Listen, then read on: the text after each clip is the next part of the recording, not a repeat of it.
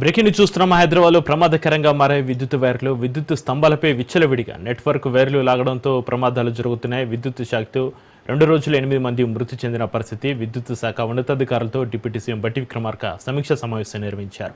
విద్యుత్ స్తంభాలపై కేబుల్ వైర్లను వెంటనే తొలగించాలని ఆదేశించారు. అనుమతులు లేకుండా విద్యుత్ కనెక్షన్లు ఏర్పాటు చేసుకున్న కఠినంగా స్పందించాలన్నారు. ప్రజల ప్రాణాలతో చెలగాటం సరికాదన్నారు డిప్యూటీ సీఎం బట్టి విక్రమార్క.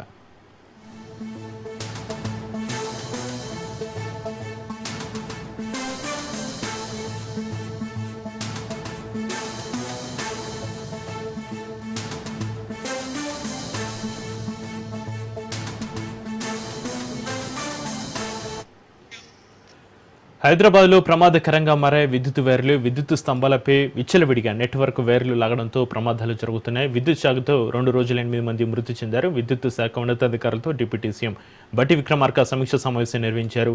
విద్యుత్ స్తంభాలపై కేబుల్ వైర్లను వెంటనే తొలగించాలని ఆదేశించారు. అనుమతులు లేకుండా విద్యుత్ కనెక్షన్లు ఏర్పాటు చేసుకున్న కఠినంగా స్పందించాలన్నారు. ప్రజల ప్రాణాలతో చెలగాటం సరికాదన్నారు డిప్యూటీ సీఎం బట్టి విక్రమార్క.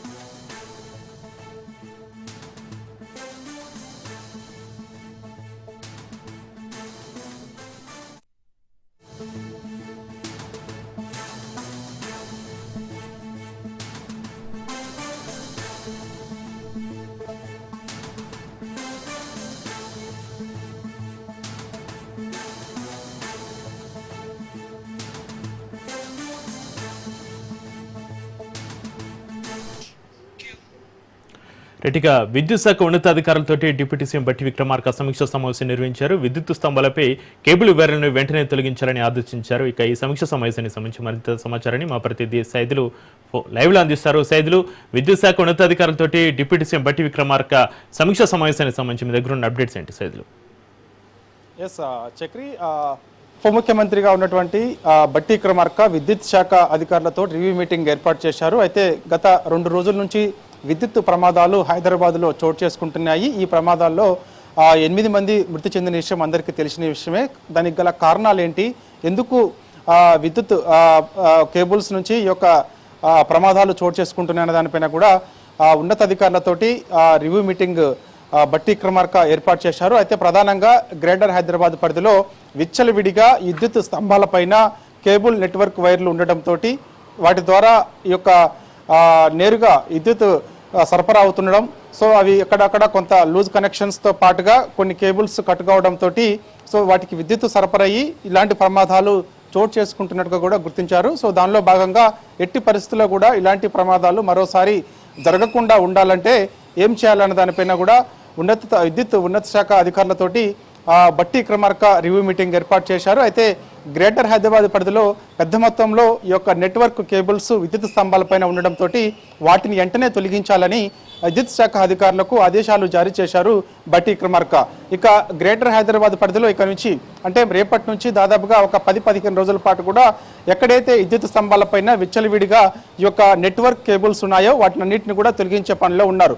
వాటితో పాటుగా ప్రమాదకరంగా ఉన్నటువంటి ఈ యొక్క నెట్వర్క్ కేబుల్స్ వారికి కూడా నోటీసులు కూడా జారీ చేసే అవకాశం కనిపిస్తుంది. ఎందుకంటే వారు విచ్చలవిడిగా ఎవరికి పడితే వారికి కనెక్షన్లు ఇవ్వడంలో తప్పులేదు, కానీ అవి ఈ యొక్క విద్యుత్ స్తంభాలకి మనము అమర్చినప్పుడు విద్యుత్ స్తంభాల నుంచి నేరుగా ఈ యొక్క నెట్వర్క్ కనెక్షన్లకి విద్యుత్ సరఫరా అవుతుండడాన్ని మాత్రం నిర్లక్ష్యం చేస్తున్నారు. సో వర్షాకాలంలో ఇలాంటి ప్రమాదాలు జరుగుతున్నాయి కాబట్టి సో అందుకు ఖచ్చితంగా ఈ ప్రమాదాల్లో భాగంగానే రామంతపూర్లో జరిగినటువంటి శ్రీకృష్ణ జన్మాష్టమి సందర్భంగా ఆ యొక్క ఉత్సవం చేస్తున్న సందర్భంలో ఆ యొక్క రథయాత్ర ఊరేగింపు సమయంలో అక్కడ ఒక్కసారిగా ఈ యొక్క కేబుల్ నెట్వర్క్స్కి విద్యుత్ సరఫరా కావడం, తద్వారా వెంటనే ఆ యొక్క రథయాత్రకి విద్యుత్ షాక్ తగలడంతో వెంటనే 5 ప్రాణాలు కోల్పోయారు. ఒకరు మరుసటి రోజు గాంధీ ఆసుపత్రిలో చికిత్స పొందుతూ మరణించారు. దాని తర్వాత ఇక మరోసారి ఒక ఘటన చోటు చేసుకుంది.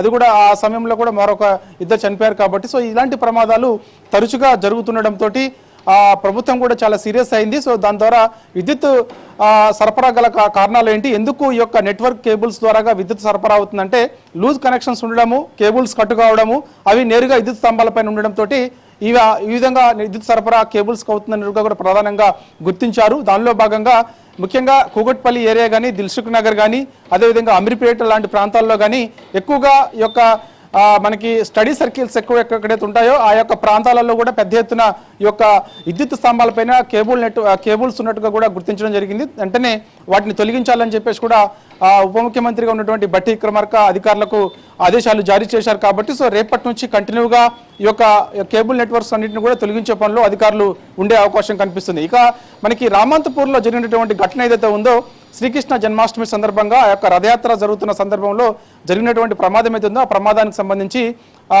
హెచ్ఆర్సీ కూడా సుమోటోగా కేసు నమోదు చేసుకుంది. ఖచ్చితంగా సెప్టెంబర్ 21 లోపు ఆ ఘటన గల కారణాలు ఏంటని చెప్పేసి కూడా టీఎస్ఎస్ పీడీసీఎల్ సీఎండీకి నోటీసులు జారీ చేసింది హెచ్ఆర్సీ. ఖచ్చితంగా సమాధానం చెప్పాలని చెప్పేసి కూడా అందులో నోటీసుల్లో భాగంగా పేర్కొంది. ఘటన గల కారణాలు ఏంటి, ఎందుకు ఆ విధంగా జరిగింది.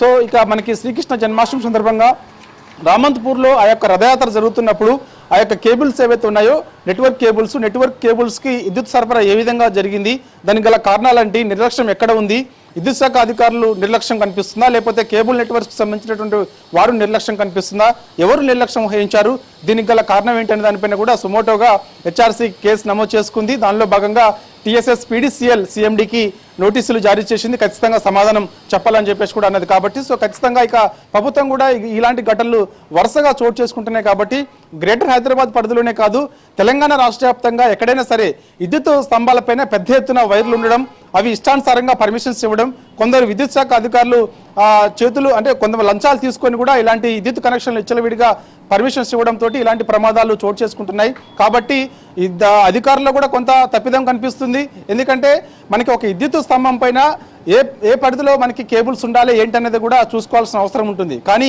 విద్యుత్ శాఖ అధికారులు సూచిస్తున్నట్టుగా ఉండడం, లంచాలు తీసుకోవడంతో పెద్ద ఎత్తున ఈ విద్యుత్ స్తంభాల నుంచి ఈ యొక్క నెట్వర్క్ కేబుల్స్ వారు ఎవరైతే ఉంటారో వారి అందరూ కూడా విద్యుత్ స్తంభం నుంచి నేరుగా సపరేట్ పోల్స్ వేసుకోవాల్సిన అవసరం ఉంటుంది. నెట్వర్క్ కేబుల్స్ వాళ్ళందరూ కూడా అలా కాకుండా ఈ యొక్క విద్యుత్ స్తంభాలనే వాడుకుంటూ ఆయా విద్యుత్ స్తంభాలకు ఈ వైర్లు విచ్చలవిడిగా చుడుతూ దాని ద్వారా కనెక్షన్స్ ఇంటికి ఇస్తున్నారు. కాబట్టి విద్యుత్ స్తంభం పైన నేరుగా ఈ యొక్క నెట్వర్క్ కేబుల్స్ తాకడంతో అవి లూజ్ కనెక్షన్ ఉండడం, మధ్యలో కట్ కావడం, తద్వారా నేరుగా ఈ యొక్క నెట్వర్క్ కేబుల్స్కి విద్యుత్ సరఫరా అవ్వడం. సో వాటి వల్ల ప్రమాదాలు చోటు చేసుకుంటున్నాయి. కొన్నిసార్లు మనకి నేరుగా ఇంట్లో కూడా విద్యుత్ సరఫరా అవుతుంది ఈ కేబుల్స్ ద్వారాగా. కాబట్టి ప్రమాదాలు కూడా మరోసారి జరిగే అవకాశం ఉన్న నేపథ్యంలో అతిపెద్ద ప్రమాదం అన్నమాట మనకి రామంతపూర్లో జరిగినటువంటి ప్రమాదం అతిపెద్ద ప్రమాదం. కాబట్టి సో ఇలాంటి ప్రమాదాలు మరోసారి జరగకుండా ఉండాలంటే మాత్రం ఖచ్చితంగా ఎవరైతే తప్పు చేస్తారో వారిపైన చర్యలు ఖచ్చితంగా ఉండాల్సిన అవసరం ఉంది. అంటే విద్యుత్ శాఖ అధికారులు తప్పు చేసినా వారిపైన చర్యలు తీసుకోవాలి, లేదంటే కేబుల్ నెట్వర్క్స్ వారు తప్పు చేసినా కూడా వారిపైన చర్యలు తీసుకోవాలి. లేకపోతే మాత్రం ఖచ్చితంగా ఇలాంటి ప్రమాదాలు వరుసగా జరిగే అవకాశం కూడా ఉంటుంది. ఎందుకంటే వర్షాకాలంలో ఎక్కువగా జరుగుతాయి. కాబట్టి సో ఇప్పటికైనా సరే ఈ యొక్క విద్యుత్ స్తంభాలపైన విచ్చలవిడిగా కేబుల్స్ నెట్వర్క్స్ వాళ్ళు కేబుల్స్ వేస్తున్నారు. కాబట్టి సో వాటిని వెంటనే తొలగించాలని చెప్పేసి కూడా ఉప ముఖ్యమంత్రి బట్టి విక్రమార్క విద్యుత్ శాఖ అధికారులకు ఆదేశాలు జారీ చేశారు. ఎక్కడైతే నిర్లక్ష్యం ఉన్నదో, ఎవరైతే తప్పు చేస్తున్నారో వారిపైన కూడా చర్యలు తీసుకోవాలని చెప్పేసి కూడా చెప్పడం జరిగింది. దీనిపైన రివ్యూ మీటింగ్ కూడా కొద్దిసేపటి క్రితమే విద్యుత్ శాఖ అధికారులతోటి బట్టి విక్రమార్క రివ్యూ మీటింగ్ ఏర్పాటు చేశారు. దాని తర్వాత ఖచ్చితంగా మనకి కొన్ని రోజుల్లోనే 10-15 రోజుల్లోనే ఈ యొక్క విద్యుత్ స్తంభాలపైన ఉన్నటువంటి కేబుల్స్ అన్ని కూడా తీసేయాలని చెప్పేసి కూడా ఆదేశాలు జారీ చేశారు. చక్రి అయితే సైజులో అనుమతి లేకుండా ఏర్పాట్లు చేసుకున్న విద్యుత్ స్తంభాలపైన కేబుల్ వైర్లను వెంటనే తొలగించాలని అధికారులను అయితే ఆదేశించారు బట్టి విక్రమార్క. ఈ నేపథ్యంలో కేబుల్ నెట్వర్క్ వ్యవస్థ సంబంధించిన నిర్వాహకులు ఎవరైనా స్పందించారా? విద్యుత్కి అంతరాయం జరగకుండా ఆల్టర్నేటివ్ మార్గాలను ఎంచుకునే అవకాశం ఉందా? వాస్తవంగా చక్రి ఖచ్చితంగా. ఎందుకంటే వారి ప్రస్తుతానికైతే మనకి ఈ యొక్క కేబుల్ నెట్వర్క్స్ నిర్వాహకులు ఎవరు స్పందించలేదు. కాకపోతే ఇప్పుడు మనకి విద్యుత్ స్తంభాలపైన విచ్చలవిడిగా ఈ యొక్క కేబుల్ నెట్వర్క్స్ ఉన్నాయి కాబట్టి వాటిని కట్ చేస్తారు. కాబట్టి సో అప్పుడు మరి వారు నిర్వాహకులు ఏ విధంగా ముందుకు వస్తారనేది కూడా మనకి తెలిసే అవకాశం అయితే కనిపిస్తుంది. ఎందుకంటే నిర్లక్ష్యం వారు చేసినా కూడా తప్పిదమే. కాబట్టి సో వారిపైన కూడా చర్యలు ఉండాల్సిన అవసరం ఉంది. ఎందుకంటే విద్యుత్ స్తంభాలపైన పర్మిషన్స్ అసలు తీసుకున్నారా లేదా అనేది కూడా ఇంపార్టెంట్.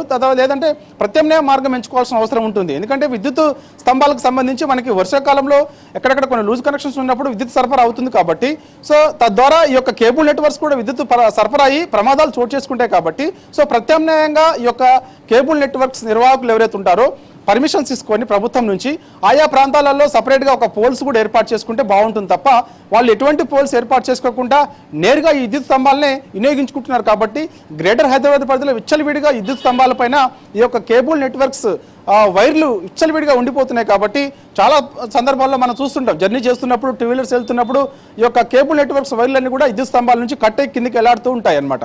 సో అది చాలామంది అది ప్రమాదం కాదనుకుంటారు, కానీ ఒక్కోసారి అవి ఎంత ప్రమాదం తీరు జరుగుతుందో అందరికీ తెలిసిన విషయమే. ఎందుకంటే మనకి ఆ కేబుల్ నెట్వర్క్కి ఎవరు కూడా మనకి దీనికి విద్యుత్ సరఫరా కాదని అందరూ భావిస్తారు. కానీ ఆ లూజ్ కనెక్షన్ ఉండడమో లేకపోతే విద్యుత్ నేరుగా తమ స్తంభం నుంచి దీనికి పవర్ రావడం వల్ల కూడా ప్రమాదం చోటు చేసుకుంటాయి. కాబట్టి సో తప్పిదం ఇక్కడ ఒకవైపు అంటే విద్యుత్ అధికారులు అందరూ కూడా కొంత నిర్లక్ష్యంగా అంటే దానిపైన వారు ఎప్పటికప్పుడు మనం పర్యవేక్షణ ఉండాలి. కానీ ఆ పర్యవేక్షణ లేకపోవడం వల్ల కూడా ఈ యొక్క కేబుల్ నెట్వర్క్స్ నిర్వాహకులు ఎవరైతే ఉంటారో వారందరూ కూడా విద్యుత్ స్తంభాలనే వినియోగించుకుంటున్నారు. కాబట్టి సో పర్మిషన్ ఉందా లేదా అన్నది ఒకటి, లేదంటే ప్రత్యామ్నాయంగా ఏదైతే మార్గం ఎంచుకోవాలి. ఒకవేళ తప్పిదం జరిగితే మాత్రం ఖచ్చితంగా ఈ యొక్క కేబుల్ నెట్వర్క్స్ నిర్వాహకులపైన కూడా కేసులు నమోదు చేసి చర్యలు తీసుకోవాలి. లేకపోతే మాత్రం ఖచ్చితంగా ఇలాంటి ప్రమాదాలు ఎక్కువగా జరిగే అవకాశం ఉంది. ఒక గ్రేటర్ హైదరాబాద్ పరిధిలోనే కాదు, తెలంగాణ రాష్ట్ర వ్యాప్తంగా కూడా విద్యుత్ స్తంభాలని పెద్ద ఎత్తున ఈ యొక్క కేబుల్ నెట్వర్క్స్ వాళ్ళు నిర్వాహకులు వినియోగించుకుంటున్నారు. కాబట్టి ఎవరు ఇలాంటి పని చేసినా కూడా వారిపైన చర్యలు తీసుకుంటేనే ఇలాంటి ప్రమాదాలు చోటు చేసుకోకుండా ఉంటాయని చెప్పేసి కూడా చాలా మంది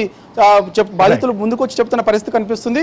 కాబట్టి దానిలో భాగంగానే గ్రేటర్ హైదరాబాద్ పరిధిలో ఉన్నటువంటి ఈ యొక్క విద్యుత్ స్తంభాలపైన ఉన్నటువంటి కేబుల్ నెట్వర్క్స్ ఏవైతే ఉన్నాయో వాటిని కూడా తొలగించాలని చెప్పేసి బట్టి విక్రమార్క కొద్దిసేపటి క్రితం విద్యుత్ శాఖ అధికారులకు ఆదేశాలు జారీ చేశారు. Chakri, right, thank you Saidulu.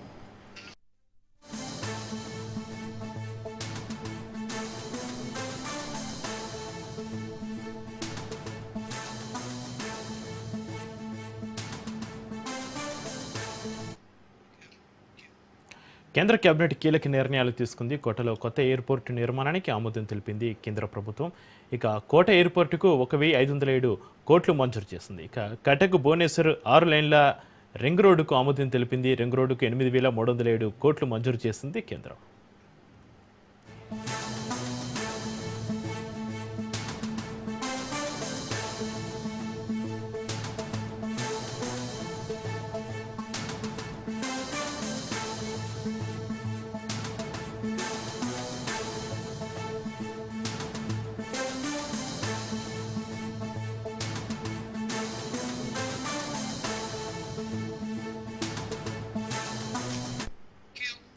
కేంద్ర కేబినెట్ కీలక నిర్ణయాలు తీసుకుంది. కోటలో కొత్త ఎయిర్పోర్టు నిర్మాణానికి ఆమోదం తెలిపింది కేంద్ర ప్రభుత్వం. కోట ఎయిర్పోర్టుకు 1,507 కోట్లు మంజూరు చేసింది. ఇక కటక్ భువనేశ్వర్ 6 లైన్ల రింగ్ రోడ్డుకు ఆమోదం తెలిపింది. రింగ్ రోడ్డుకు 8,307 కోట్లు మంజూరు చేసింది కేంద్రం.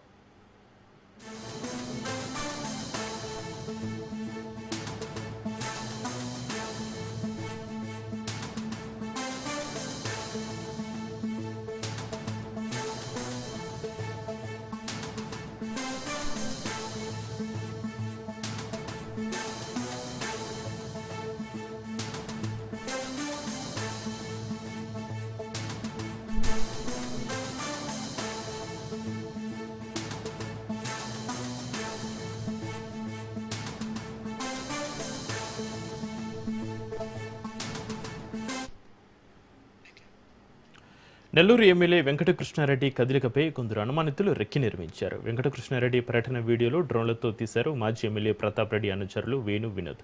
ప్రశ్నించిన స్థానికులు క్రషర్ సిబ్బందిపై వేణు వినోద్ దాడి చేశారు. వేణు వినోద్ను పోలీసులు అదుపులోకి తీసుకున్నారు. తమను ప్రతాప్ రెడ్డి పంపించినట్టుగా నిందితులు అంగీకరించారు.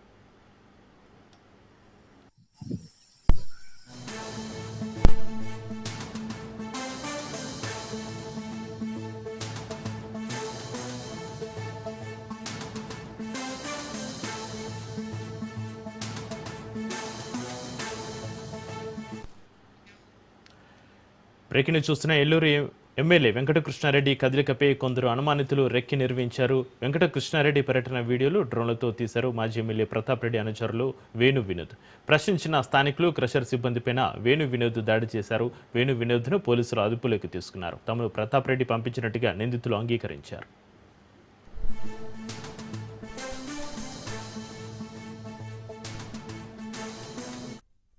నా పేరు వేణు, నేను ఆమదాల్ నుంచి నేను రామిరెడ్డి ప్రతాప్ కుమార్ రెడ్డి గారి దగ్గర సోషల్ మీడియా పనిచేస్తున్నాను. రామిరెడ్డి ప్రతాప్ కుమార్ రెడ్డి గారు ఫోన్ చేసి నాకు అన్నవరం పారి విజువల్స్ తీసుకురమ్మని చెప్పారు డ్రోన్తో. నేను శ్రావణ్ కలిసి ఈ డ్రోన్ వినోదం తీసుకున్నాను. అన్నవరం పారి దగ్గరికి వచ్చి విజువల్స్ తీసాము.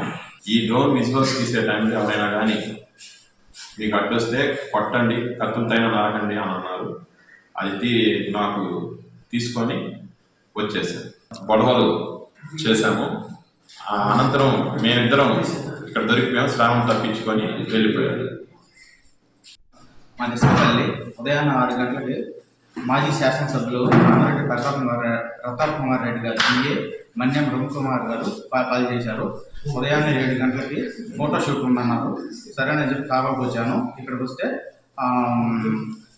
గురు రాఘవేంద్ర స్టోన్ కస్టర్స్ అక్కడ ఫోటోషూట్ చేశాము. దానికి అమౌంట్ నాకు 6,000 ఇస్తాను. అధికారంలో ఎవరుంటే వాళ్ళదే రాజ్యం అన్నట్టుగా సాగుతుంది వ్యవహారం. అన్నమయ్య జిల్లాలో అధికార పార్టీకి చెందిన అగ్రనేతలు అంగన్వాడీ పోస్టులను అంగట్లో సరుకుల అమ్మకానికి పెట్టారు.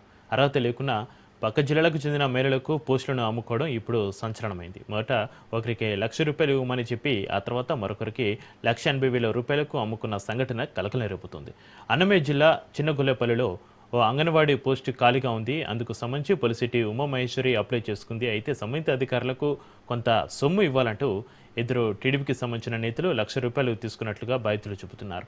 అనుకున్న ప్రకారం ₹1,00,000 ఇవ్వగా ఆ తర్వాత తమకు కాకుండా స్థానికత లేని పక్క జిల్లాకు చెందిన మహిళకు ఆ పోస్టును అధిక మొత్తానికి అమ్ముకున్నారని ఆరోపిస్తుంది. ఇక చిత్తూరు జిల్లా నాగినేని వారిపల్లెకు చెందిన వెంకటలక్ష్మి నుంచి అధిక మొత్తం తీసుకుని ఆ పోస్టును అప్పగించారని ఆరోపిస్తున్నారు. ఈ మేరకు టీడీపీ అధిష్టానానికి లేఖ ద్వారా స్థానిక నేతలు ఫిర్యాదు చేశారు.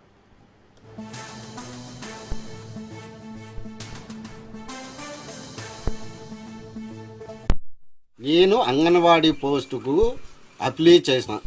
వేరే అమ్మాయి నాన్ లోకల్ కాదు, ఆమె చిత్తూరు జిల్లాలో ఆ పాపను ఇచ్చినారు. శివరామ నాయుడు నువ్వు ₹1,00,000 ఎత్తుకోరా నీకు ఇచ్చాను అన్నాడు. ₹1,00,000 ఎత్తుపోయి ఇంటర్వ్యూ కంటే ముందే ₹1,00,000 నేను ఇచ్చిన. ₹1,80,000 వాళ్ళ దగ్గర శివరామ నాయుడు, రెడ్డప్ప, పల్లా రెడ్డప్ప వీళ్ళు ₹1,80,000 తీసుకొని మళ్ళీ పోయి ఆడికి రాజు దగ్గరికి పోయి నా లెటర్ ముందు రాజు లెటర్ నాది ఉండదు ఆడ ఫస్ట్ వాళ్ళకంటే ముందు నాది ఇచ్చిండం. మళ్ళీ లేనిపోని అన్నీ చెప్పి లెటర్ తెచ్చిపెట్టి దాన్ని ఫైల్ పక్కన పెట్టించేసినారు. ఏమని అడిగితే ఈ బుద్ధు లేదు, వాళ్ళు మీ ఫైల్ పక్కన పెట్టేసినారు, వాళ్ళ ఫైల్ వాళ్ళది తీసుకున్నారు అని చెప్పి ఈ బుద్ధు నాకు ₹1,00,000 రిటర్న్ ఇచ్చినారు. ఇదో ₹1,00,000 కూడా ఇప్పుడే నేను సుండపల్లి నుంచి ₹1,00,000 సుండపల్లి నుంచి ఇప్పుడు ఎత్తుకొని వచ్చినాను. నేను ఇదో ₹1,00,000 నేను ఎత్తుకొచ్చిన. పీడీ ₹1,00,000 అడిగింది. ఈ ₹1,00,000 పీడీకి ఇచ్చాను, నాకేమన్నా అయితే మళ్ళీ 20,000 ఇయ్యి అని అడిగినాడు. సరేలే అని చెప్పిన. ఇప్పుడు ₹1,80,000 వస్తుంది అని చెప్పి ఈ లెక్క మళ్ళీ రిటర్న్ ఇచ్చినాడు ఈ రోజు నుంచి. నేను అంగన్వాడీ పోస్టుకు అప్లై చేసిన. వేరే అమ్మాయి నాన్ లోకల్ కాదు, ఆమె చిత్తూరు జిల్లాలో ఆ పాపను ఇచ్చినారు. శివరామ నాయుడు నువ్వు ₹1,00,000 ఎత్తుకోరా నీకు ఇచ్చాను అన్నాడు. ₹1,00,000 ఎత్తుపోయి ఇంటర్వ్యూ కంటే ముందే ₹1,00,000 నేను ఇచ్చిన. ₹1,80,000 వాళ్ళ దగ్గర శివరామ నాయుడు. సీఎం రేవంత్ రెడ్డి మాట్లాడుతున్నారు. ఇప్పుడు అలా చూద్దాం. పత్రికా సమావేశంలో ఇండియా కూటమి ఉపరాష్ట్రపతి అభ్యర్థిగా జస్టిస్ సుదర్శన్ రెడ్డిని ప్రకటించడము తెలుగు ప్రజలకు, ముఖ్యంగా తెలంగాణ ప్రజల యొక్క గౌరవ ప్రతిష్టలను పెంచింది. ఈరోజు దేశ రాజకీయాలలో ఒక పక్కన రాజ్యాంగాన్ని మార్చాలి, రిజర్వేషన్లను రద్దు చేయాలి, ఎన్నికల్లో నెగ్గాలి అంటే ఎన్నికల కమిషన్ను కూడా దుర్వినియోగపరిచి బ్రతికున్న ఓటర్లను చనిపోయినట్టుగా, లేని ఓటర్లను ఉన్నట్టుగా నమోదు చేసి ప్రజాస్వామ్య ప్రక్రియను అపహాస్యం చేస్తున్న ఎన్డీఏ ఒక పక్కన, మహాత్మా గాంధీ గారి స్ఫూర్తితో సాధించుకున్న ప్రజాస్వామ్యం, శాంతియుతంగా ప్రపంచాన్నే జయించవచ్చు అని ఆదర్శంగా నిలబడిన మహాత్మా గాంధీ గారి స్ఫూర్తితో డాక్టర్ బాబాసాహెబ్ అంబేద్కర్ గారు అందించిన రాజ్యాంగాన్ని రక్షించడం, రాజ్యాంగ స్ఫూర్తిని కొనసాగించడం, రాజ్యాంగబద్ధమైన సంస్థల్ని పరిరక్షించడం, ఇండియా కూటమి ఈరోజు ఇంకొక పక్కన. అందుకే రాజ్యాంగ వ్యతిరేకులైన,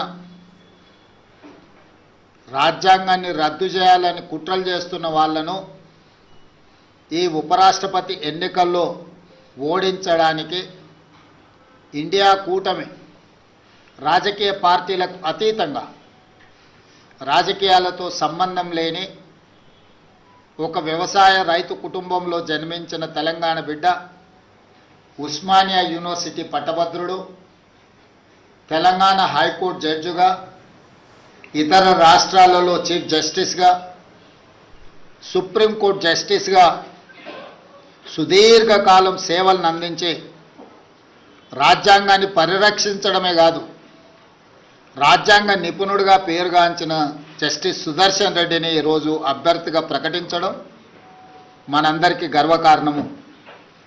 ఈరోజు వారిని గెలిపించవలసిన బాధ్యత ప్రతి తెలుగువాడి మీద ఉన్నది. దేశ రాజకీయాలను ప్రభావితం చేయగలిగిన, దేశ ఆర్థిక వ్యవస్థను ప్రపంచంతో పోటీ పడే విధంగా తీర్చిదిద్దిన పివి నరసింహారావు గారి తర్వాత మళ్ళీ తెలంగాణ ప్రాంతానికి జస్టిస్ సుదర్శన్ రెడ్డిని ఇండియా కూటమి ఉపరాష్ట్రపతి అభ్యర్థిగా ప్రకటించడం మనందరికీ గర్వకారణము.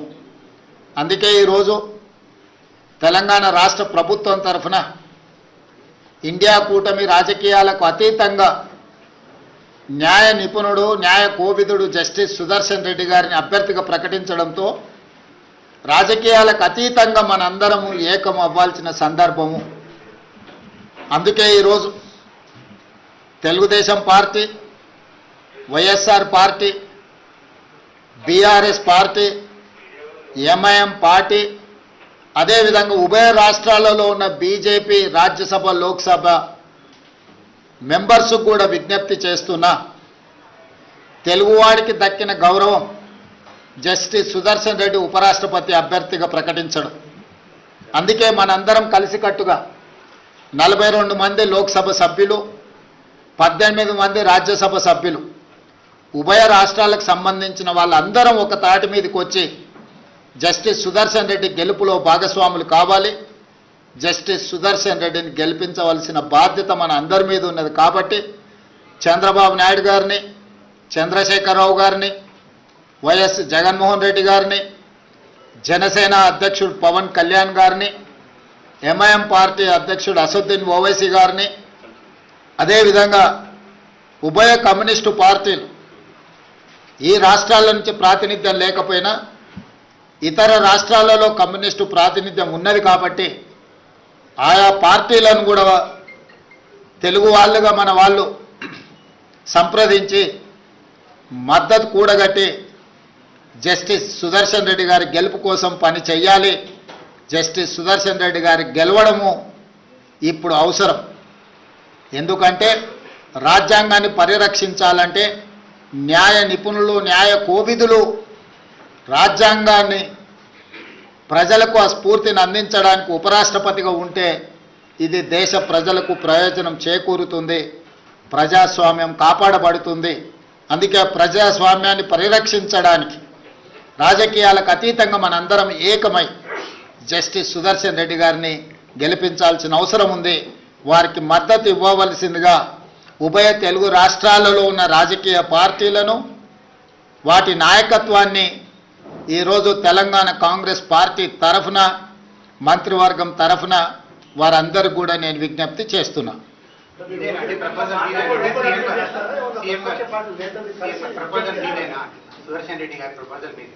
ఇండియా కూటమి ప్రతిపాదన ఇది రాజకీయ పార్టీలకు అతీతంగా ఇండియా కూటమి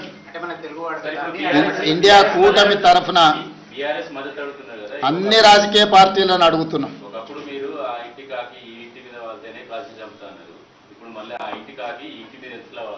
ఇది ఇండియా కూటమి, జస్టిస్ సుదర్శన్ రెడ్డి గారు కాంగ్రెస్ పార్టీ కాదు. అందుకే మీకు మొట్టమొదటి ఓపెనింగ్ రిమార్క్స్లోనే చెప్పిన, జస్టిస్ సుదర్శన్ రెడ్డి కాంగ్రెస్ పార్టీ ప్రతినిధి కాదు, కాంగ్రెస్ పార్టీ సభ్యుడు కాదు, కాంగ్రెస్ పార్టీ ఒకటే ప్రతిపాదించిన అభ్యర్థి కాదు. ఇండియా కూటమి ప్రజాస్వామ్యాన్ని పరిరక్షించడానికి న్యాయ నిపుణుడు న్యాయ కోవిదుడైన జస్టిస్ సుదర్శన్ రెడ్డిని ప్రతిపాదించారు. వారికి ఏ రాజకీయ పార్టీతో సంబంధం కానీ అనుబంధం కానీ సభ్యత్వం కానీ లేదు. పార్టీలకు అతీతంగా జస్టిస్ సుదర్శన్ రెడ్డి గారిని గెలిపించాల్సిన బాధ్యత ప్రతి తెలుగువాడి మీద ఉన్నది. అందుకే ఈరోజు తెలుగు భాషను ప్రాచీన భాషగా గుర్తించాలనుకున్నప్పుడు అందరం ఏకమైన. అంతెందుకు 1991లో కాంగ్రెస్ పార్టీ పివి నరసింహారావు గారిని దేశ ప్రధానమంత్రిగా చేసి ఉప ఎన్నికలకు నంద్యాలలో పోటీ పడినప్పుడు ఆనాడు గంగుల ప్రతాప్ రెడ్డి గారు రాజీనామా చేసి పివి నరసింహారావు గారు నంద్యాల ఎంపీగా ప్రతిపాదించినప్పుడు పెద్దలు నందమూరి తారక రామారావు గారు ముందుకు వచ్చి ఒక తెలుగువాడి దేశ ప్రధానమంత్రి అవుతున్నాడు అంటే అది మనందరికీ గర్వకారణము. ఎన్నికల్లో తెలుగుదేశం పార్టీ ప్రధాన ప్రతిపక్షంగా పోటీ పెట్టడం లేదు, అందుకే పివి నరసింహారావు గారిని గెలిపించండి అని చెప్పి ఆ రోజు నందమూరి తారక రామారావు గారు ముందుకు వచ్చింది. సిద్ధాంతపరంగా వైరుధ్యం ఉన్న కాంగ్రెస్ తెలుగుదేశం ఆనాడు ఎన్టీ రామారావు గారు పివి నరసింహారావు గారికి సంపూర్ణమైన మద్దతును పలికి వారి గెలుపుకు పూర్తిగా సహకరించి రాజకీయ విజ్ఞతను ప్రదర్శించారు. ఈరోజు తెలుగు వాళ్ళందరూ కూడా ఎన్టీ రామారావు గారిని ఆదర్శంగా తీసుకొని రాజకీయ విజ్ఞతను ప్రదర్శించి ఒక తెలుగువాడు ఉపరాష్ట్రపతి అయ్యే అవకాశం వచ్చింది. ఈనాడు వారు ఉపరాష్ట్రపతిగా నెగ్గితే భవిష్యత్తులో వారు రాష్ట్రపతి అవ్వడానికి కూడా అవకాశం ఉంటుంది. మళ్ళీ నీలం సంజీవరెడ్డి తర్వాత పివి నరసింహారావు గారి తర్వాత తెలుగు రాష్ట్రాల నుంచి ఒక గొప్ప అవకాశం మన అందరికీ గౌరవం దక్కే అవకాశం ఉంది. అందుకే ఈరోజు మనందరం ఈ చర్చలు, మీరు అడిగే ప్రశ్నలు చర్చలు ఇవన్నీ కాంగ్రెస్ పార్టీకి సంబంధించినవి. కాబట్టి ఈరోజు వివాదాలకు సంబంధించిన ప్రశ్నల కంటే విజ్ఞతతో కూడుకున్న విధానంతో మనందరం ముందుకు వెళ్ళాలి. మనందరం కూడా విజ్ఞత ప్రదర్శించాలి. మనందరం ఏకమై ప్రజాస్వామ్యాన్ని కాపాడుకోవాలి. ఈరోజు రాజ్యాంగాన్ని పరిరక్షించాలి అంటే రాజ్యాంగ నిపుణుడు న్యాయ కోవిదుడు ఉపరాష్ట్రపతిగా ఉంటే అందరికీ గౌరవంగా ఉంటుంది, ఈ దేశానికి అంతిమంగా మేలు జరుగుతుంది. కాబట్టి వివాదాస్పదమైన ప్రశ్నలు కానీ వివాదాస్పదమైన అంశాలకు ఈరోజు పత్రికా సమావేశంలో తావులేదు. అందుకే పాత్రికేయ మిత్రులకు కూడా నా విజ్ఞప్తి, మీ ఆలోచనలు ఏవైనా ఉన్నా మీ భిన్నాభిప్రాయాలను కూడా పక్కన పెట్టి మీరందరూ కూడా కలిసికట్టుగా జస్టిస్ సుదర్శన్ రెడ్డి గారికి మద్దతు ఇవ్వాల్సిందిగా మీ అందరికి కూడా విజ్ఞప్తి చేస్తున్నా.